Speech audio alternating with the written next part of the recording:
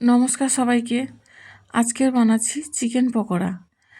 Chicken pakora বানানোর জন্য প্রথমে চিকেনগুলোকে ভালো করে কেটে ধুয়ে পরিষ্কার করে নিয়ে নিয়েছি। তারপর দিয়ে দিয়েছি 2 চামচ ফ্যাটানো টক দই। টক দইটা আগে থেকেই আমি ফেটিয়ে রেখেছিলাম 2 চামচের মতো, তো সেটা দিয়ে দিলাম। তারপর দিয়ে দিলাম নুনটা স্বাদ মতো আমি দিয়ে দিয়েছি। তারপর দিয়ে দিলাম হলুদ গুঁড়োটা এখানে একটু পরিমাণটা বেশি দিয়েছি, কারণ এখানে কোনো কাশ্মীরি লঙ্কার গুঁড়ো আমি ব্যবহার করব না, সেই কারণে সামান্য একটু হলুদ গুঁড়ো বেশি দিলে কী হয়, রঙটা ভালো আসে। তারপর দিয়ে দিলাম গুঁড়ো মশলা। এই বাড়িতে বানানো গুঁড়ো মশলা ছিল আমার কাছে। এর মধ্যে আছে ধনে, জিরে আর শুকনো লঙ্কা। তারপর কিছু মশলাও দিয়ে দিলাম। এর মধ্যে আছে আদা, রসুন, পেঁয়াজ, টমেটো, শুকনো লঙ্কা। এই মশলাটা প্রায় ওই চা চামচের 3 থেকে 4 চামচ দিয়েছি। তারপর দিয়ে দিলাম কর্নফ্লাওয়ার। ওই চা চামচের প্রায় 2 চামচ কর্নফ্লাওয়ারটা দিয়ে দিয়েছি। কর্নফ্লাওয়ারটা আরও 1 চামচ দেবো, তবে সেটা পরে দেবো। তারপর দিয়ে দিলাম বেসনটা এখানে ওই চা চামচের 3 চামচ বেসন দিয়ে দিলাম। একটু লেবুর রস দিয়ে দিলাম। লেবুর রসটা দিলে একটু ভালো লাগে খেতে। সব কিছু মাখিয়ে এখন রেখে দেবো।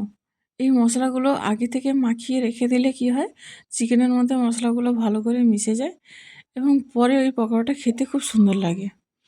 তাই আগে মশলাটা মাখিয়ে ভালো করে রেখে দিতে হবে, প্রায় 5 মিনিটের মতন রেখে দিতে হবে। কিছু ধনেপাতা কুচিও কোচানো ছিল, সেগুলোও আমি এর মধ্যে দিয়ে দিয়েছি। ভালো করে মাখিয়ে সুন্দর করে এটা 5 মিনিটের মতো রেখে দিলে পরে যখন ভাজা হবে তখন ওই ডিম একটা ভেঙে এর মধ্যে আমি দিয়ে দিয়েছি। ভাজার একটু আগে ধরো তেল গরম করতে বসিয়ে দিয়ে তখন এর মধ্যে একটা ডিম আর 1 চামচ কর্নফ্লাওয়ার দিয়ে ভালো করে মাখিয়ে এই একটা করে চিকেন এই গরম তেলের মধ্যে ছেড়ে দিলাম।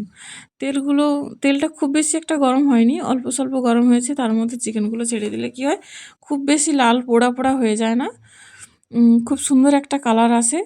দেখুন কত সুন্দর করে ভাজা হয়ে গেছে, এখানে কত সুন্দর লাল লালও হয়েছে।